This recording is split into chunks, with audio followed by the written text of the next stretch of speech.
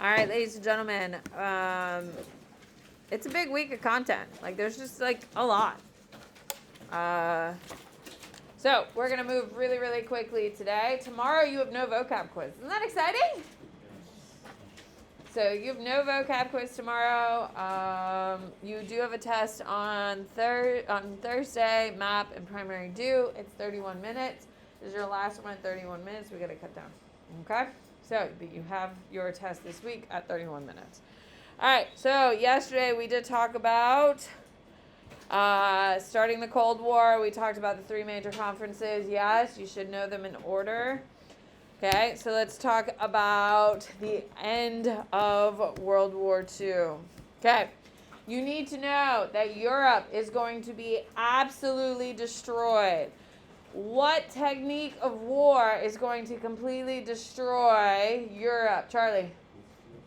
Blitzkrieg, absolutely. But Blitzkrieg only puts that on one country, which would be Germany. What's a general air technique that is going to cause this? AC? Okay, still Germany. Germany's not the only one blowing up whole cities. Ethan? Carpet bombing. When you are just in the sky and you are just raining bombs, that is what's causing the destruction of Western Europe. Okay? Obviously, the impact is it destroys cities. It destroys cities.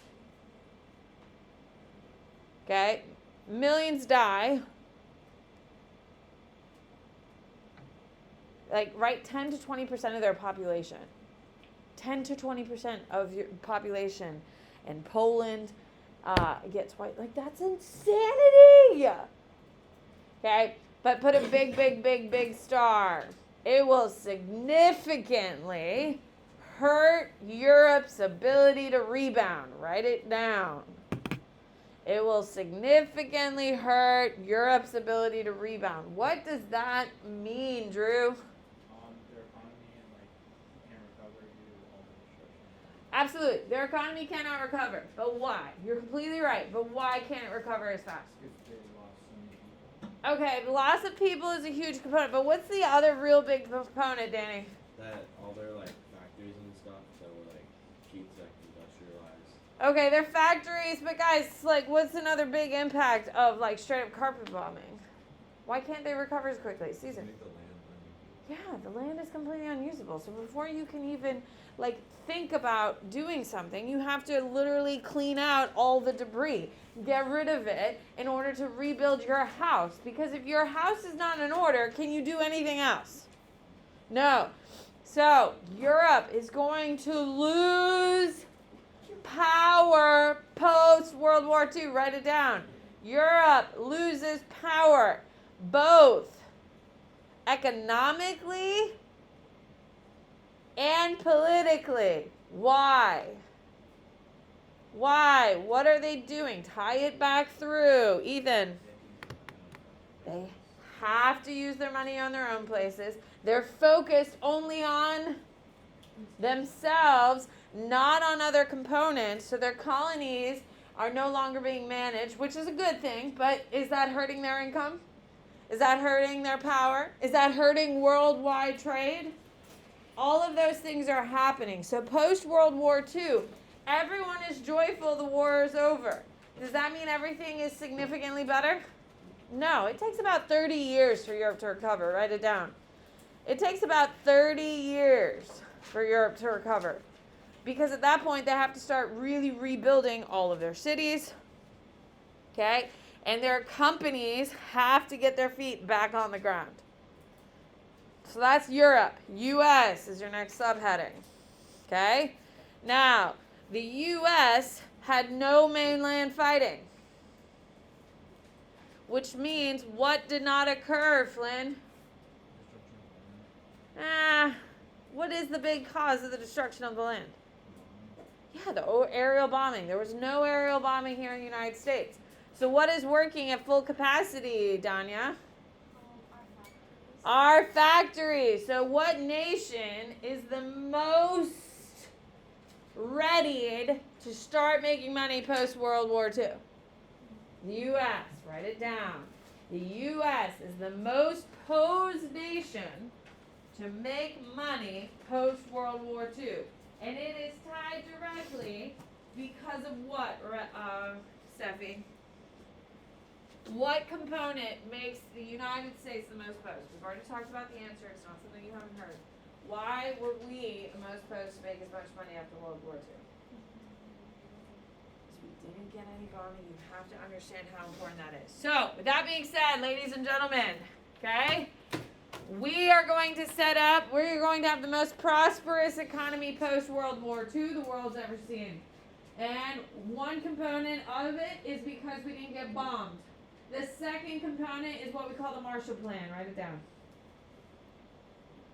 So, 1950s in the United States, good time or bad time? Economically, I'm not talking socially. We still have tons of shit going down socially. But economically here in the United States, it's a good time. Everyone gets the car. Everyone gets a nice little machine. Washer for clothes, laundry washer. Everyone has their little houses getting built out. Okay, all of those things are happening here in the United States. Okay, now the Marshall Plan, ladies and gentlemen, is the restructuring of Japan. The restructuring of Japan's economy by the United States military. Where do you think they're getting all the things to rebuild Japan from? From our factories. So who immediately has a huge order to fulfill in Japan? Us. And who's going to make a lot of money off of it? Us. Now, is the Marshall Plan successful? Look at Japan today in 2023. Is it successful? Is its economy well intact? Absolutely. The Marshall Plan, put a big star, is one of the most successful redevelopment of an economy ever. It is the standard, it will be the standard going forward. It's how to help a country recover from losing a war. Marshall Plan will be it. Which plan is definitely not the plan going forward for helping a country recover either? Treaty of Versailles, that is a terrible way to help the economy recover. The Marshall Plan will be the way that is going forward. Today, here in the United States, are we friendly with Japan? Yeah, we're considered allies. When Donald Trump got into office in 2016, the first foreign country he visited was Japan, because that's how close America and Japan's economy are. And why are our economies tied? The Marshall Plan. See all these things coming together. Our economies are tied because of the Marshall Plan. What do you got? Did the Marshall Plan only help Japan? It helps Japan, and it's also going to lay the foundation for a stronger Asian economy, which will benefit China. Because the United States, as we're going to talk about here probably tomorrow when we really get to it, the United States is going to help China recover from World War II. And how is that helping us today? It's not great. It's not great. Because what are the Chinese doing? So, weather. That we shoot down over the ocean. Okay? So who is one of our biggest rivals in the world right now? China. And who helped their economy get there? Who helped Japan get to be a huge economy? Yeah, you see the trend here? So any country we help, who we're going to war with about 70 years later. Whatever country we help is really the predictability. Because remember, we helped Japan industrialize. Who's the American who opened the doors to Japan? Matthew Perry, okay, in 1880 something, okay? And now we're helping the Japanese economy recover, and now we're going to help. Okay, so major advancements during the war is your next subheading, okay? You need to know penicillin is the biggest thing.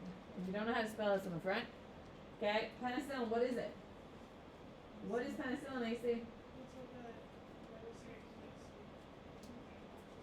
Yeah, it helps, it's an antibiotic. Every single person in this room has taken penicillin probably at some point of your life. It's the most common antibiotic. It helps you fight off bacterial infections and all these other things.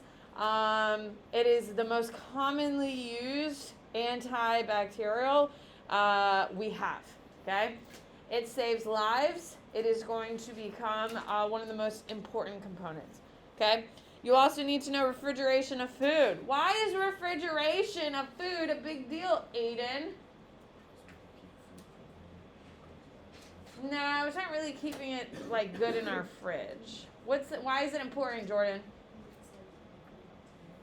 Nah. Why is it a big deal? What is the impact of having refrigerated food? Guys, think about our grocery store. Charlie. Yes. World economies are now going to be moving food around. If you go to Publix right now, are all our food grown in America? Hell no! Actually, it's really hard to find food that is grown in America in our grocery stores right now. Okay? I'm talking like the fresh produce. Obviously, if you go and look at the boxes of stuff, of course, some stuff can be made in other countries. That's easy to transport, and that has been transported for a very long time. But where do bananas come from? Latin America. Yeah, bananas come from Latin America. They're the largest producers of bananas in the world. Okay? And because of refrigeration, we can eat now bananas. Oranges used to only be available for like once a month in December. It used to be considered like, have you ever seen like oranges with all the cloves and stuff stuck into it? It's like a Christmas decoration. The reason is because in Florida, it was finally cool enough for oranges to ripen in Florida in December, and they used to put them on trains and bring them up north, and they were like a special delicacy because there's no refrigeration. But now we have oranges growing in South America all the time, so when it's summer up here, we can still get oranges because Hank eats an orange every single day and a banana every single day. And none of those fruits grow here in the United States. All of his bananas come from Honduras or Colombia. And his oranges come from, I think, Honduras as well. Huh? He can't get his jaw open enough to get a bite. So he just sits there and just like gnaws on a weird section, and things get weird. Yeah, but he doesn't like it cut up because he watches McCray and I eat apples, so he wants to eat apples, and it just like turns into this really weird, disgusting thing. It's not a good look. So, if he's a big banana kid, which I'm happy with because I love bananas. All right, here we go. You need to know, ladies and gentlemen, the biggest change post World War II is the creation of plastics. Did you know consumer plastics didn't really start until 1956. And do you know what's the number one pollutant in the world right now? Isn't that insane? It's only been around for less than 80 years, right? I think that math kind of checks out. I'm not really sure. Is it? What? With what's been eaten. A little bit. That's all I asked for. Smartest person ever. Here we go. With that being said, it hurts, okay? It physically hurts. With that being said, ladies and gentlemen, has plastics been a small part of our economy or a huge part of our economy? Huge part of our economy. You need to make a note of that. That is going to come back multiple times throughout the rest of the year about plastics. Okay, so Skip a Space Center at the start of the Cold War. So, of course, we know the official start of the Cold War is what conference, Cole? Nope. Tehran, everything's okay. Everyone's on the same team. Why is everything okay at Tehran? Because nothing is okay at Tehran. Why is nothing okay at the Tehran conference, Adriana? It's in the middle of the war and everyone's just trying to survive. Nothing's okay, so that's why no one's fighting with each other. What conference does the official Cold War begin, Kent? The Yalta Conference. And at the Yalta Conference, what happens, Kent? There you go. We started having the declaration of the buffer zones. We started having the mistrust. And this is when FDR tells Stalin, we have the atomic bomb. If you don't have that down, you need to know that.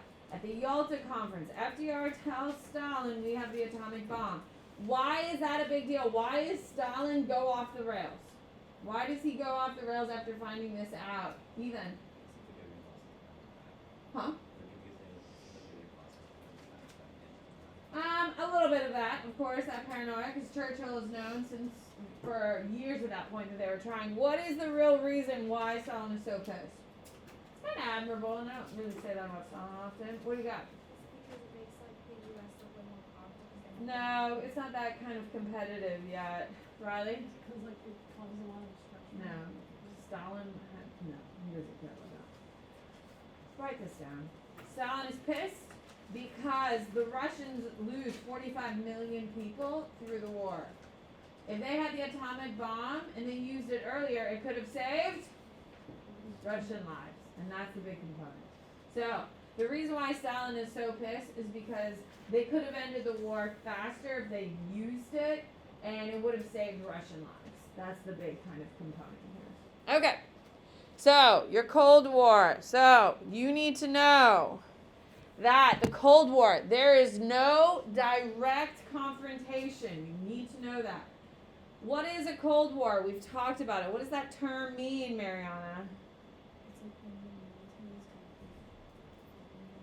military is Okay, there's no direct fighting. So you need to know there's no direct confrontation. You need to know the most popular tools are propaganda, covert operations. Lexi, what's a covert operation? Is it like a secret? Done by who? Is it you and I doing covert operations? Who's doing it? Like the two sides. Oh, Lexi. Who's the name of, what do we call these people, Riley? Spies. Yeah, it's spies. It's like your James Bond and all that stuff. Okay? So, covert operation, all of your spy games. Okay? So we send people into countries, doing all those types of things. Okay?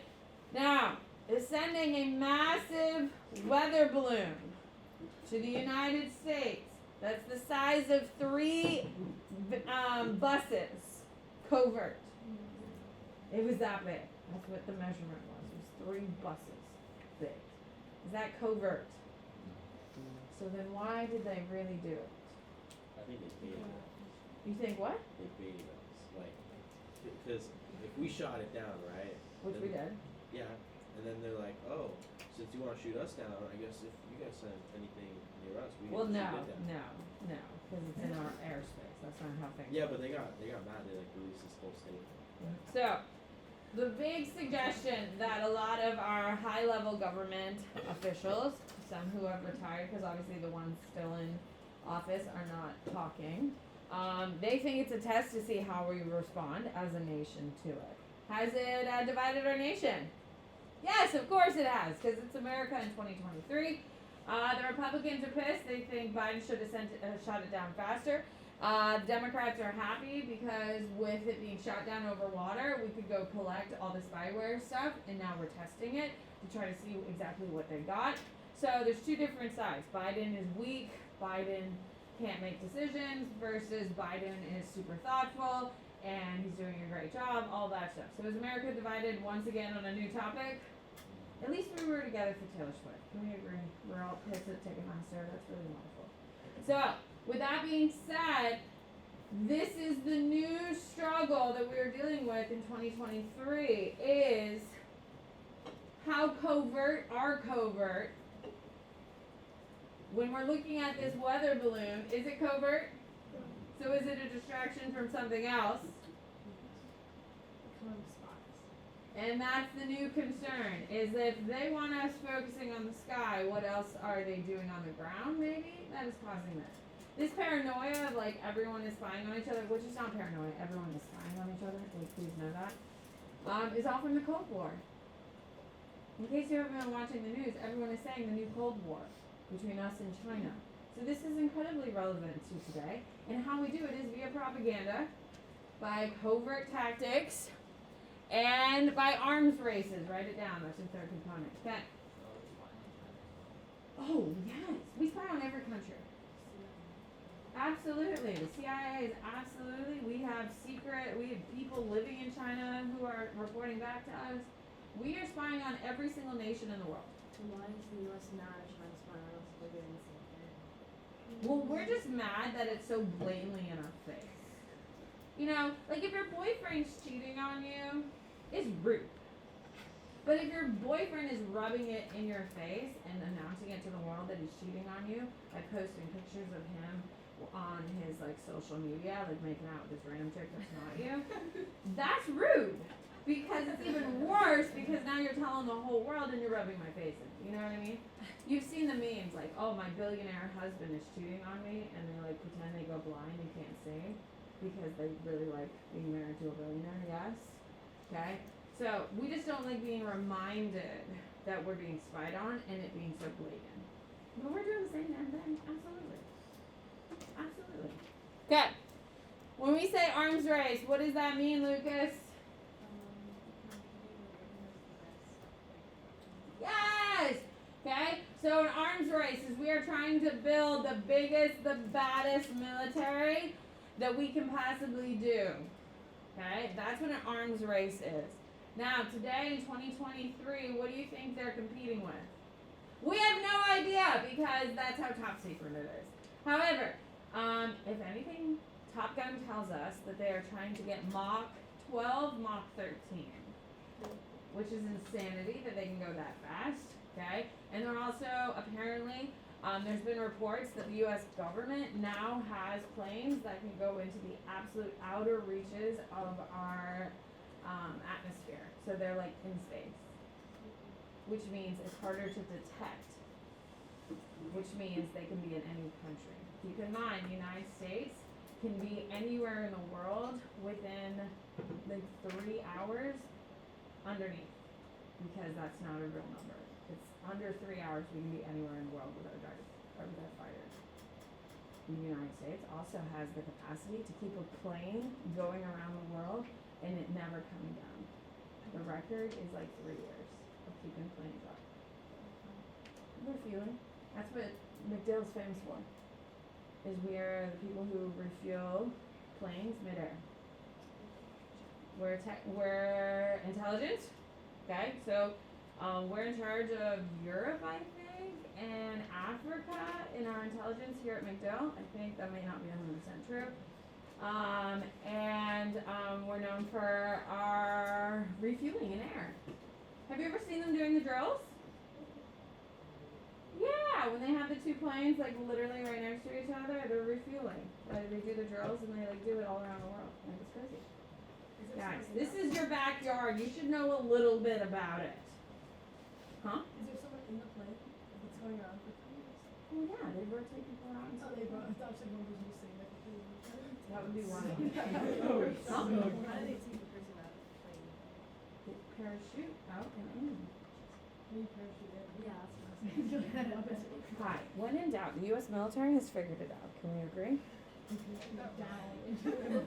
That's what the rumors are. It may or may not be true. Our own propaganda out there that we can keep planes up that long. But if you're another nation and you're like, God damn, how do they do this? Right? That's part of the whole thing about the Cold War. It's this whole arms race. Now, of course, back in our Russian Cold War from 1947 to 1991, what are some of the things that we're using? AC. Yeah. Okay, we have hydrogen bombs. We're going to be one of the first ones to have them.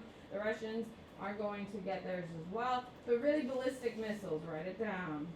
Intercontinental ballistic missiles. What is a ballistic missile? Come on, this is going to go back to my weather balloon from China here in a second. Alex. Isn't it like a very fast missile that You can send it towards like a city, and then it's gonna hit somewhere in the city. Like not like, oh, I'm gonna have it hit at this specific spot in the city. It's just gonna hit like a city. So a ballistic missile, ladies and gentlemen, or intercontinental ballistic missile, is what we have hidden in Montana. They're in the ground. Have you ever seen like the old movies from like the Cold War? There's like this like, and then like there's like a cornfield, and then all of a sudden the dirt flies up. And there's just like a rocket that shoots out. Yeah. It's kind of how it actually is, apparently. Yeah, apparently it's not. Yeah, there's like a little explosion that throws the dirt off the gate, and then just a rocket launches from like the cornfield. Like that shit's wild. Anyway, so an intercontinental ballistic missile is going to be sent from one continent to another continent, and it's typically going, because if we're targeting Russia, it's going to go over the North Pole, okay, because that's the fastest way to get there. They're using brand new technology, because beforehand in World War II, the only way to send missiles is to from a plane. So now we are sending them from land. We had an obscene amount. Okay, we kept building them, putting them in, and guess what the Russians were doing? Building them and putting them in as well, and we just kept them aimed at each other. So God forbid the red button needs to get hit. We have plenty that could aim and blow up the Soviets. Okay, now the H-bomb is going to be the major focus. Of course, the H-bomb is going to be 500 times more powerful than the atomic, because that's what we need, right? Okay, I mean, that's terrifying. Okay, we also need to know military industrial complex, which is one of your vocab words from this week. It is when the defense industries and the government connect. Now today, in 2023, we don't even think about it, correct? We know that big tech is in bed with the government to make military grade weapons, yes? If you are doing research and you figure out a really cool thing, the US government can seize your patent and take it for themselves in order to test its military capabilities. Do you know how many big funding programs for robots have been taken over by the US government? Yeah, like lots and lots of them. Like huge, exciting technology has just stopped because the US government pulled permits and pulled all the things and has pulled it into government exercise, which is wild, okay? And those are going to be used to improve our technology. What do you got? Yeah, you're very well compensated, especially if you continue to work for the government, you'll be very well compensated. Because at the end of the day, we don't know what the next war is going to be fought like, correct? Okay? Every war, there's a new upgrade, and we don't know what that next upgrade is, and the United States has to stay on the cutting edge because of the position we put ourselves in. So, because of that, we're always looking for the next thing. I mean, you've watched Big Bang Theory. Sheldon was doing some sort of research on something, and then the U.S. government came in and took it over because it had potential military capabilities. Pretty wild. You make good money doing it. You're also fueling a war. You know, on the other side. Okay. Here we go. So, the breaking down of empires is your next subheading. Okay. All of a sudden, all of your colonial countries are taking this opportunity. Why is this a huge opportunity in World War II? I've already told you this answer at the very beginning of class. Why are colonies breaking away really, really quickly after World War II? True. There you go. Europe has been significantly weakened by World War II. Okay, they have a ton of problems. They got to rebuild their country, like physically, their infrastructure needs to be fixed. The second thing is their economy is incredibly weak. So if your economy is weak, can you go to war? Not really. You're not going to be able to fight a good war because you need money to pay for war. And if your economy is not there, you can't afford a war. So this is the perfect opportunity for colonies to break away from its colonial power. And we're going to see that. Okay? So, self-determination is going to come back up. The idea of self-determination is going to rear its head again. It's not just after World War I, it's also after World War II. But when will it truly be achieved, Ben? No. When is it after World War I or after World War II will self-determination actually be achieved? After World War II. After World War II. After World War I, it's a lie. World War II, it's actually going to happen. Okay, so you need to know the term self-determination. You need to know nationalism. And this is the new big thing that's finally going to push is anti-colonialism. So the motivation post-World War II for colonial independence is going to be self-determination, nationalism, and anti-colonialism. Why are they anti-colonialism, Miss Lucas?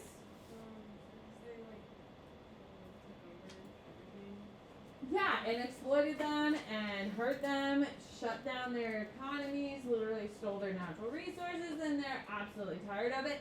And at this moment, the European nations are weak, so the people are jumping on it, and that's a huge deal. Okay? So, you also need to put a big star. The Cold War will provide two teams to support anti-colonial engagements. Who are the two teams in the Cold War? Riley. US and USSR. U.S. and USSR. The U.S., this is their motivation. Why would the U.S. help countries who want to shed their colonial power? Why would the U.S. help them? Riley. So if they ever went to war, they'd be on their side. Okay. Yeah, So you're they completely trade right. the You're completely right, but I'm not ready for that yet. Why would America help a colony who wants to be independent, Alex? Displaying capitalism. Because it goes back to our white city on the hill. Caesar? Is it so like you guys so it doesn't get them to bring in economics? Okay. You guys are doing really well, but this isn't what the point is. Okay. There are 3 reasons why the United States are helping these countries gain their independence from their colonial powers. 1, because we believe in real democracy. Why is that funny? Do we have true democracy here in the United States in the 1950s? No. Black people aren't allowed to vote yet. So how much democracy do we really have in the United States? None is what. Not none, but not good. Okay, so we promote democracy. So it's this ego thing of we're saving the world. The second thing is we want to take support away from the Soviets. And the third thing is we want to continue to spread capitalism. So you guys were right, but I just want to pull it down. I didn't say you were wrong. You just weren't saying what I wanted, Riley. Okay. The Soviets are the other team. Why would the Soviets help countries who want to shed their colonial powers, Riley? To make people communists. To make people communists. To spread communism is a better answer. To spread communism. So, if the Soviets help Egypt gain their independence, they expect Egypt to become Communists. there you go. So, another major component is that they are trying to pull influence away from the United States. Basic. What if, like, we helped Egypt? They didn't help Egypt. They didn't help Egypt, and I don't want you to be potential. Because they would never allow that to occur because they're going to give these countries all their weapons and stuff. North Korea would be a great example of a country they supported. And today, North Korea is communist. Well, not really communist, but communist for all of our intents and purposes. Okay, so all of a sudden we have 2 teams starting to develop. The United States versus Team Russia. Okay, both of them have their goals and their functions. Here we go. So, okay, cooperation is your next subheading. Okay, you need to know the League of Nations fails. Jimmy, why does the League of Nations fail? What massive conflict breaks out, Jimmy? World War II. There you go. League of Nations fails because World War II breaks out. Okay? League of Nations fails for 2 reasons. What's its big reason? Charlie? They can't respond quickly because they have no military. Okay? The League of Nations had no military. What's another reason, Lucas? Wasn't Germany and what other country? Russia. Germany and Russia were barred from the League of Nations. Oh my God, who's causing the most problems right now, Miss Lucas? Germany and Russia. Okay? Those are the 2 big things. So, post World War II, they create the United Nations. Okay? The United Nations is going to address both of those problems. The United Nations has what? A military force. Okay? It's a paranational, which means it's a collection, it's a coalition of UN nations. But who sends the most troops to it? The United States sends the most troops to the UN fighting forces. They're the ones who wear like the bright blue egg helmet looking things. Have you ever seen them? It's like the prettiest blue too, and it's like this light, like feathery blue. And then they have like these really rounded helmets. It's kind of cute. And they're called peacekeepers. UN peacekeepers. And it's really a vibe, if we're being honest. Okay. So the first thing is they do have a military force, and the second thing, all countries are invited to participate. Okay, you cannot be expelled from the UN, but you can be sanctioned and demoted by the UN. Yeah. So there's punishment. You can't just do whatever you want. Like with Henry, do we let Hank just run around and do whatever he wants? No. We can't beat the kid. We can punish him within the house, but we can't beat him. Same thing with the UN. You can't just kick people out. But there are things you can do to try to bend the will. What do you got, Ken? You have to hit like a basic threshold of components. And if you join the UN, you have agreed to withstand certain aspects. Like, you cannot poison your people with gas, is one of the rules of the UN.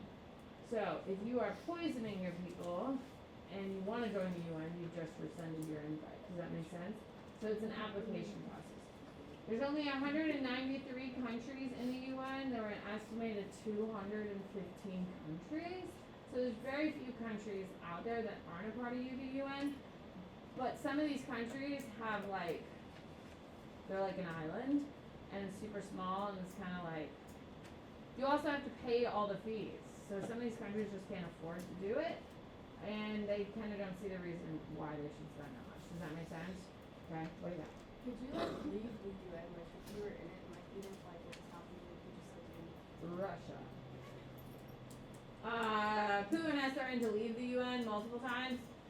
It's really, really hard to do.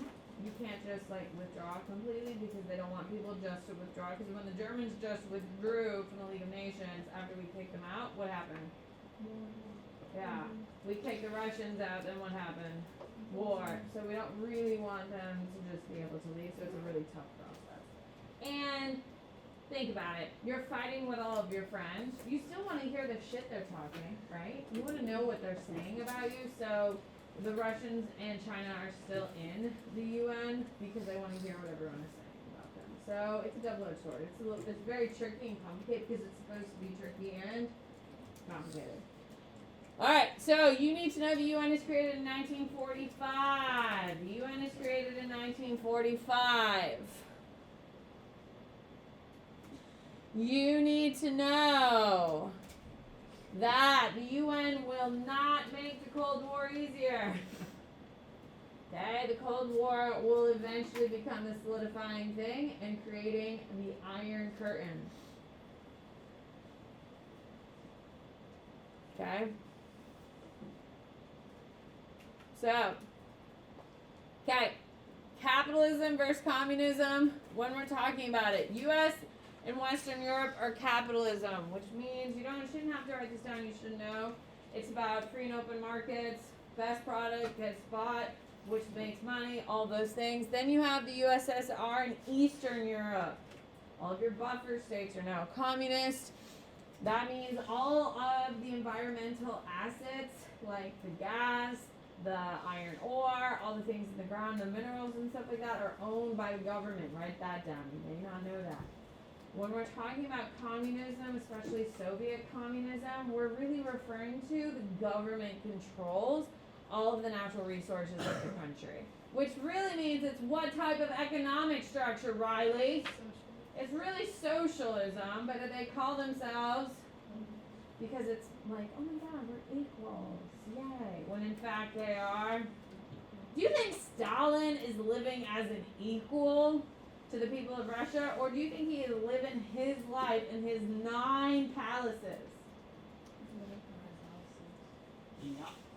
Okay.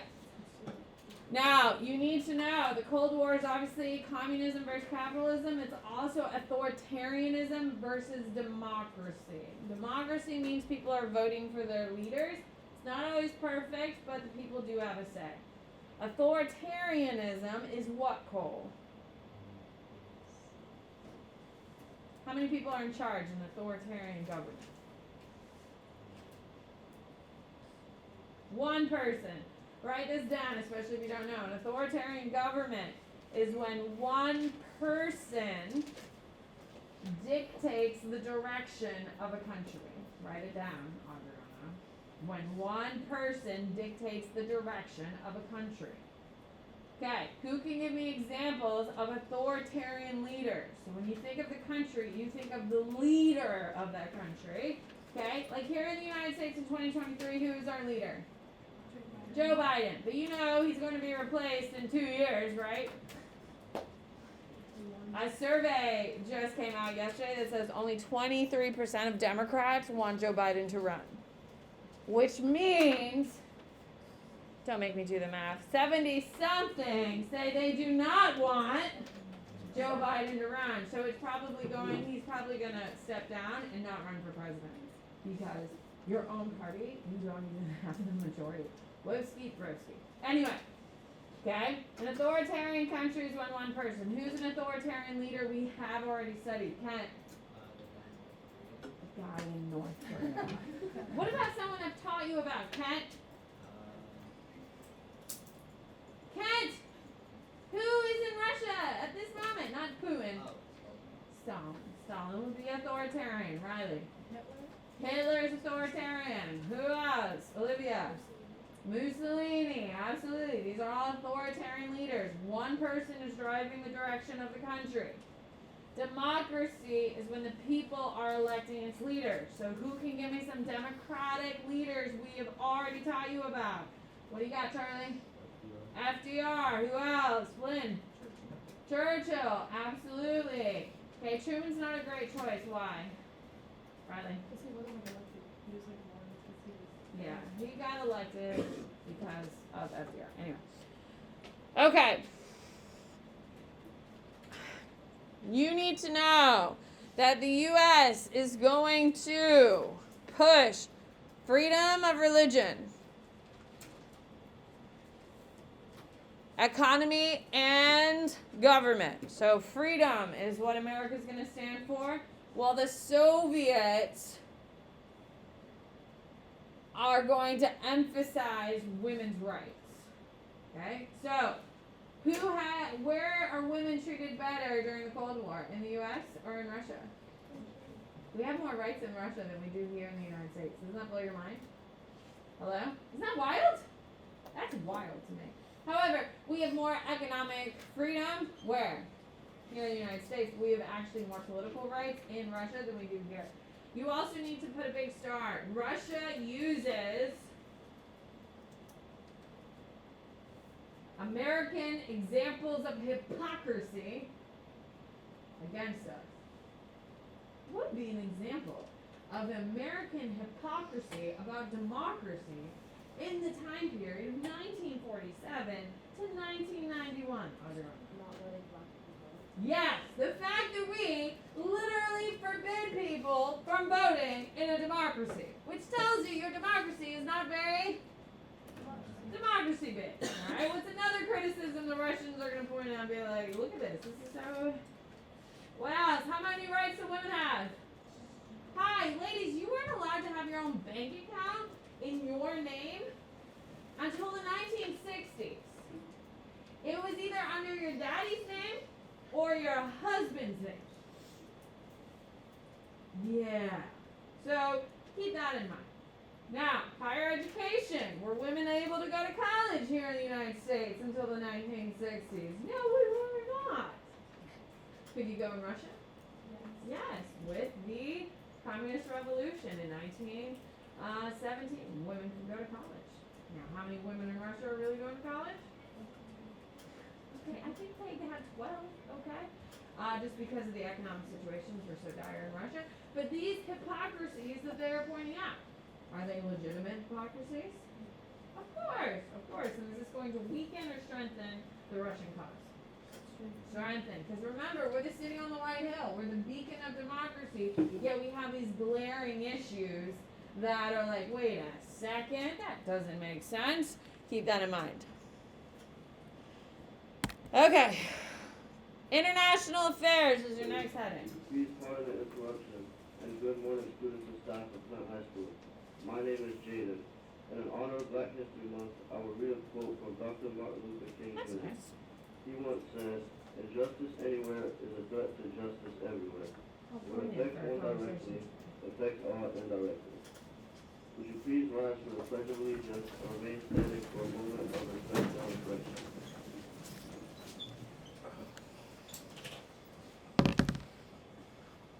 allegiance to the flag of the United States of America and to the republic for which it stands, one nation, under God, indivisible, with liberty and justice for all. Please remain standing silently for a moment of reflection and respect.